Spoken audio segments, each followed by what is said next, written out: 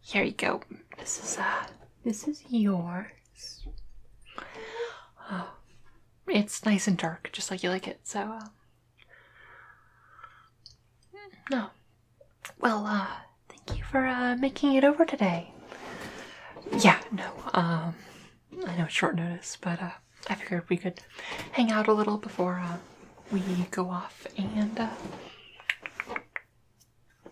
do the session tonight. So, yeah, no, definitely. I'm totally down to help you run through this. So, you've never played this edition before, right? Yeah. Yeah. So what editions have you played before? Just 5th? Alright. That's... Oh, don't feel like inadequate. It doesn't matter what edition you started. It's just awesome that you're playing. And,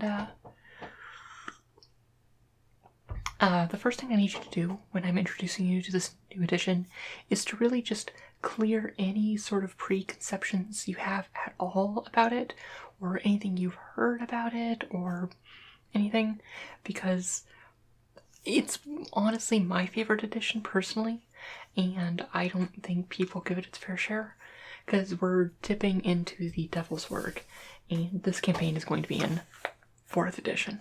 4th edition really gets a bad rep, because, I don't know, people felt like it was too different of an edition, but, I really like it. And, well, I do like both 3.5 and 5th edition too. It's just 4th edition just does it very differently, and I love it for that. So, yeah, I figured before we go off to the session tonight, because we're going to be doing, like, character creation, I'll just run through the differences, and, I'm not going to get into, like, the mechanical nitty-gritty. But, yeah, no, let me know if you have any questions. First of all, as a player, just generally what you gotta know is you have the player's handbook, just like any edition. But there's actually 3 player's handbooks for this edition. The first one, the first one has most of the classes you'd think of, but it has a few of, like, the core classes that are on there, so, like, Monk and Barbarian aren't in those, but that is covered in the Player's Handbook 2, which has the Primal Power Source. One thing that 4th edition has is they have these different power sources, which the power source of a class broadly describes its flavor, but also kind of, when we get into another one of the books, describes some of the other options they have for that character. Like in the first book, you have Arcane Power Source, which is like wizards and sorcerers. You have Divine, which is like clerics and paladins, which is what you think, and Martial, which is anything that, like, is not magical. It's just, like, very good at, like, fighters are that, and rangers who are just, like, very good at fighting. But then Player's Handbook 2 has any primal characters, which are, like, nature abilities, so your barbarians, your druids, and some classes that aren't in other editions, like wardens. And then there's the 3rd Player's Handbook, which includes some other ones of the other classes, but it also includes your psionic characters for your psychic and scions. But for the most part, I'm just going to be going through the first Player's Handbook with you today. But just know that these options are there if you want a character that you don't have. The other book that you're going to have as a player and use is, and also I have all of these if you need to borrow any of them, although we'll probably do most level ups as a group, so we'll have all the books there, so you don't need to go out and get them. Although, for the most part, you can probably get 4th edition books pretty cheap nowadays. We have Arcane Power, which is, there's these power books where I talk like the power sources of things, but, like, this is a book all about arcane casters. So if you're, like, a wizard or a sorcerer or a warlock, you'll use this book. And then there's, like, one for all the power sources. I didn't pull all of them because, again, we're not going to use this because we're not really getting to the nitty-gritty. These just have, like, more options if you want them.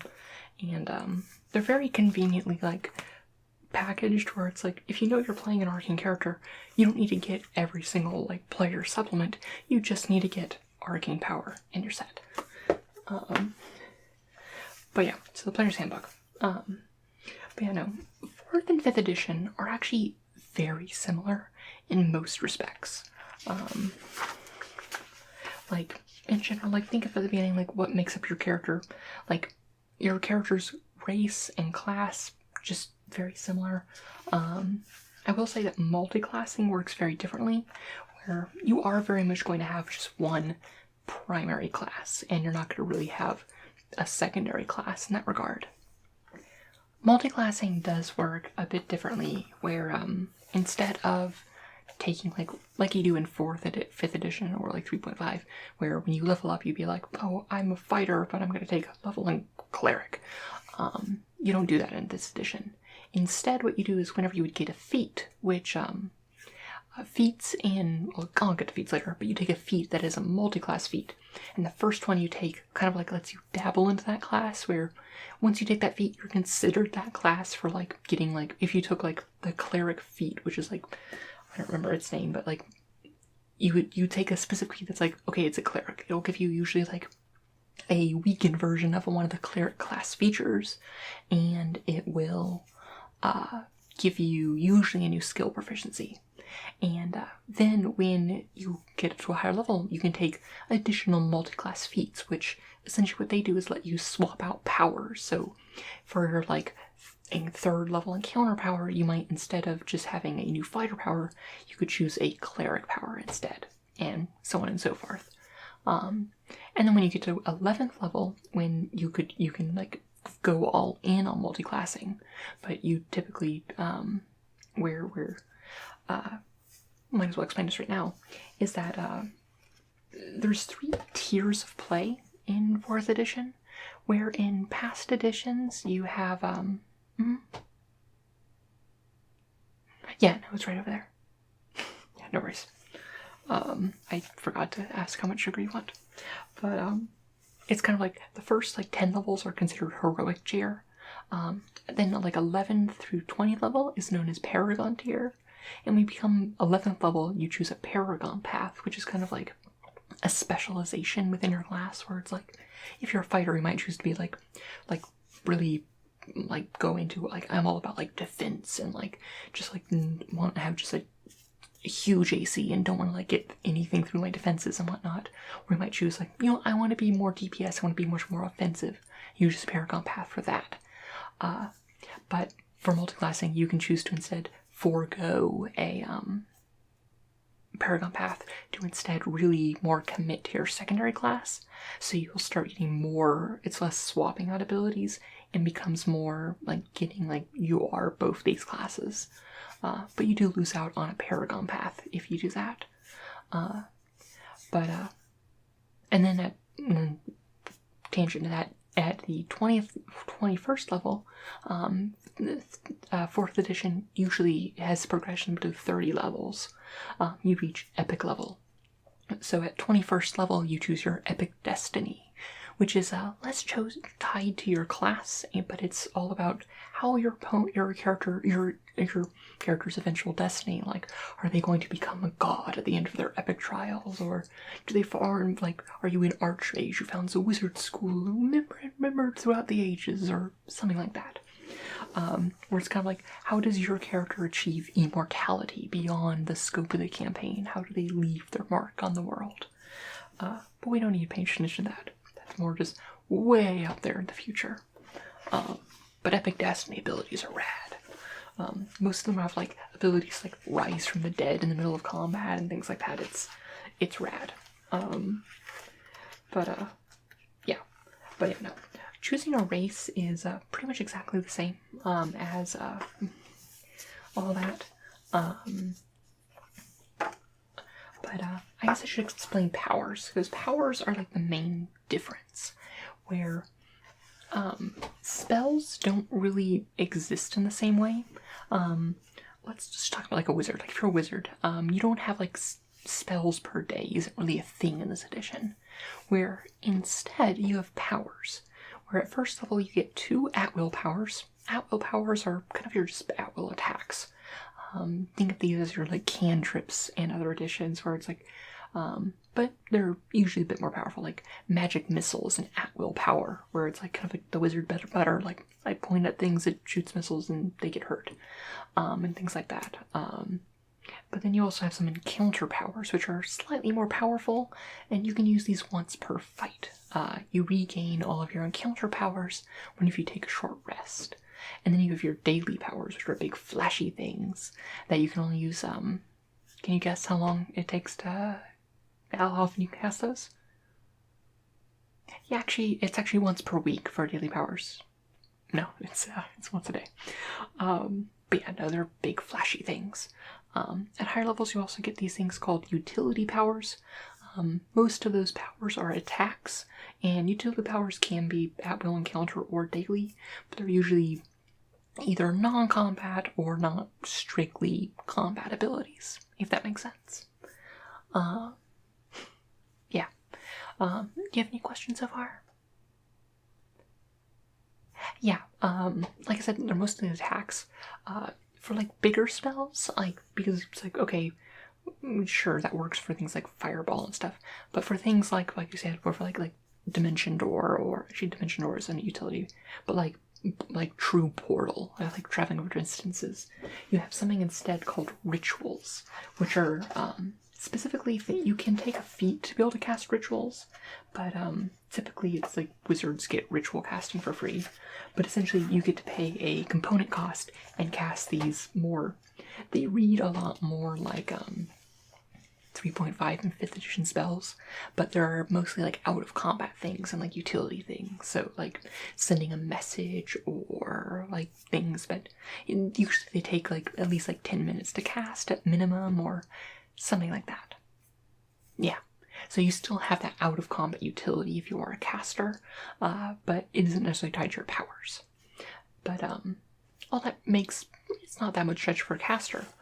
But the thing is that all classes have powers, where if you're a fighter, you still have 2 at-will powers, but instead of a magic missile, you have like you might have like an attack where you swing your sword and take a stab, or you swing your sword and you gain some temporary hit points if you hit. And your counter power might be like I hit everyone around me, or and your daily might be I hit someone just really, really hard, and stuff like that. Where a common criticism of 4th edition was like, oh, they just made everyone into a spellcaster. And to an extent, yes, they made everyone into a spellcaster, but they also made spellcasters like everyone else. So just kind of everyone met in the middle. That said, despite that complaint, the classes do just still feel very mechanically distinct. Where it's like, if you're a ranger, you're all about your mobility and moving around and things like that.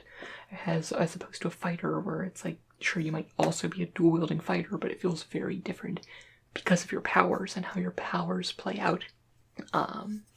So yeah, you make very few, like, basic attacks in this game.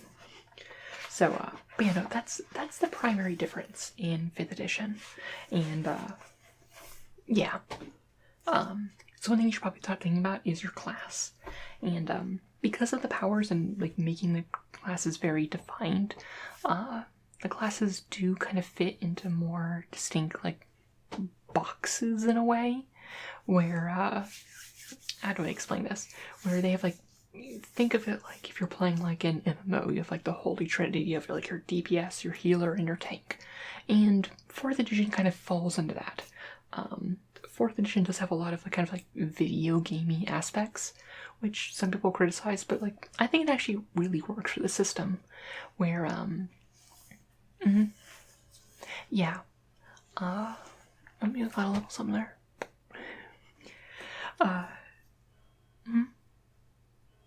Yeah, so words that mean things. Well, yeah, no, definitely. Yeah, so it's like the same thing as far as you have your DPS, which are split into 2 roles, where each class fits in one of these categories, but instead of being 3, like the Holy Trinity of DPS styles, not Father, Son, Holy Spirit. But the DPS class is split into two, where you have controllers and you have strikers. We'll talk about them. Striker classes are all about single target DPS. These are things like rangers and rogues and warlocks. And what is like barbarians or strikers. Then you have controllers, which are like AoE crowd control, like large bursts. Like this is your like wizard with your fireballs and things like that. Then you have leaders, which really, leaders is really not a great name. They're your support characters. So these are your clerics and your, like, not paladins, like your clerics and your warlord, which is like a martial healer, which is pretty cool in this edition. And your shamans is like the spirit one, the primal one, and things like that. Yeah. And then finally you have your tanks or your defenders, which are like your fighters and your paladins and things like that, that essentially are really good at taking damage, and they usually have ways to be like, hey, fight me, or you get penalties. So it encourages enemies to attack them instead, which is kind of their job. And they're good at like pulling aggro in that way. Yeah, so it's like most of the classes fall into one of those categories, and sometimes you can like lean into like a secondary role, but typically it's counterproductive to try to go too far out of that role. There are some exceptions, like you can make a very strikery wizard if you want to. Like the line between striker and controller does get a bit fuzzy at times, but yeah. Yeah, definitely. Yeah, so do you have any idea of like what kind of role you want to play? Yeah, no, we can wait till the other people come and you can figure out like what balance is. The main thing is that we have 5 people, and you typically want to have one person in each role. And then we have a little bit of wiggle room. So, yeah. Cool. It's like, it is just very hard to play without like a healer and something. Although since we're talking about healing, that's an important thing to change, is the idea of healing surges. Where in 4th edition, even like clerics' abilities to heal you, you'll see that like it heals like a healing surge plus 1d6 hit points. What is a healing surge? Your healing surge value is usually up to like 1/4 of your hit points. So like healing abilities are dynamic based on your maximum HP. Where it's like, if you're healing a fighter, it'll heal you more than your squishy little wizard friend. But then you also have, they still have to do something called spend a healing surge, where in addition to your hit points pool, which changes throughout the day, you also have a healing surge pool. And once those are gone, they're pretty much just gone. But essentially what they are is, it's your like body's natural ability to heal.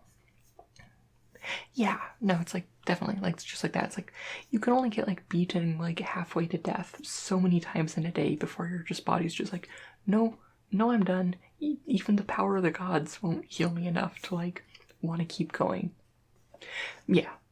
So it's kind of like, a hard cap on the amount of it you can heal in a day. Although there are ways to squeeze a little bit more out of it.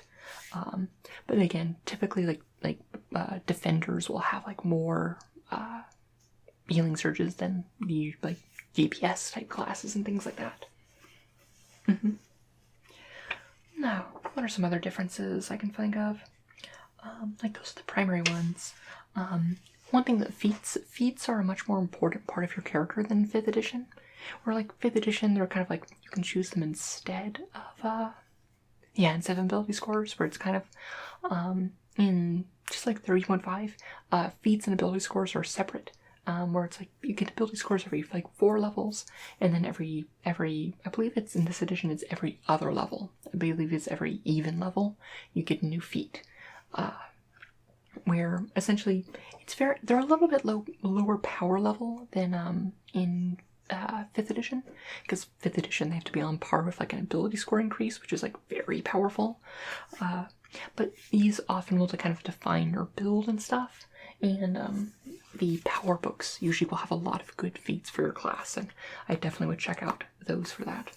A lot of them also have really cool like feats for specifically your class and your race, which kind of like gives like because like you even also usually get a power from your race too. Like elves are like very accurate and like really sharp-eyed, so they can reroll attack rolls and things like that.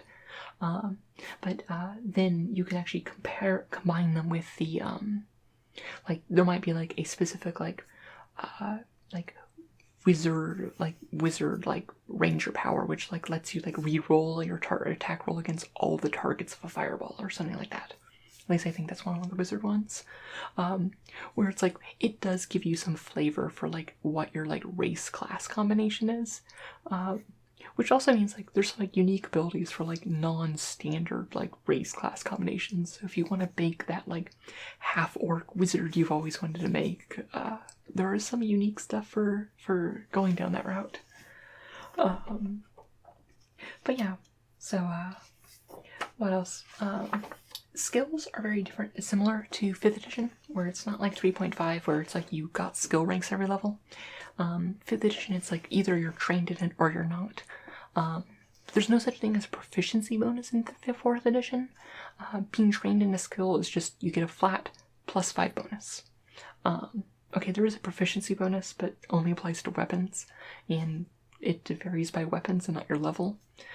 Where if you're proficient in a weapon, you get to apply its proficiency bonus, but different weapons have different proficiency bonuses. Like, the whole thing about swords is that swords are very accurate, and they have a higher proficiency bonus than, like, axes, which might have, like, higher crit damage, and stuff like that. But skills, if you're trained in a skill, you just get flat +5 bonus to it, and, yeah, that's just it. A lot of things, though, as they scale up level, instead of you have a proficiency bonus, a lot of things will just slap on half of your level. So it's like all your skills are equal to like half your ability score modifier plus half your level. Or your attack bonuses add half your level. Which does lead to, like, in 4th edition, like, your numbers get pretty high by the time you get up to like mid Paragon and like epic levels, where it like, does kind of get kind of dumb when you have like +30 to attack, but it's like, but yeah, no, it's one of those things. One thing that's really nice about 4th edition though is you don't have to worry, like, since you're not very experienced. One of the best things about 4th edition is that it is very hard to make a bad character. You have to like try, where it's like, even if you just like kind of randomly chose all the options for your class, you would still end up with like a halfway competent character. And you kind of have to go out of your way to make it a bad character, but it still has lots of room for like brewing when you like look up like feat combinations and things like that. So yeah, I'm trying to think of what other differences there might be, but that's it for the most part. Like, it's very similar to like how it's like, it's a lot more similar than I think people give it credit for. Like, the main difference is just the power system. Yes, magic items. Magic items are, I know I mentioned this to you, like, I think yesterday, but the magic item system is also a lot more in depth, where almost more so than any other edition, there is magic items are almost part of your build, where it's like you have tons of different slots on your body, and it is kind of like, I don't know, like computer RPG in that sense, where it's just like, yeah, I just gotta kit myself up with all these different things. But yeah, no, you can generally get about one magic item every level, so you could just get a lot of them, unless you kit up your entire body with like different like magical doohickeys and whatnot. But most of that will be based on your DM, unless you go into magic item creation, which is cool. But I think the DM says will probably ask us, because I recommend that people do this, and I'm helping her learn how to DM. Where typically you're going to want to do, there's another book called The Adventurer's Vault, and also the Player's Handbook has stuff too, which just have tons of magic items in them. But to look through there and like, I don't know, give like a short wish list of magic items you might want to look at, just for like your build and stuff, to like choose treasure from, because there's a lot of magic items and there's a lot to choose every level. But it is part of your build, very much so. But it's a little bit, it's like part of your build that you have a little bit less control over. But, yeah, no, it's still a lot of fun. No. Yeah, well, you have any questions? Well, yeah, no, we have all of tonight to go. Speaking of the ditch, what is the time? We need to get going here soon. Yeah, are you done with your tea? Alright, I'll let you sip on that while I get my shoes on. Well, yeah, we're taking your car? Yeah, okay, good, because I don't have a car. Well, yeah, let me go and we'll get ready to go. Thanks for coming over. Yeah, and I mean, if you have any, let me know if you have any questions. Yeah, no, I'm really excited about this. You know, like, I unironically love 4th edition, and it's just a lot of fun. And playing it's probably my favorite, like, edition to be a player in, just because there's a lot of cool things you can do with your build and things like that, and, yeah. Well, yeah, no. Well, let me go get ready, and we can get ready to go. Alright.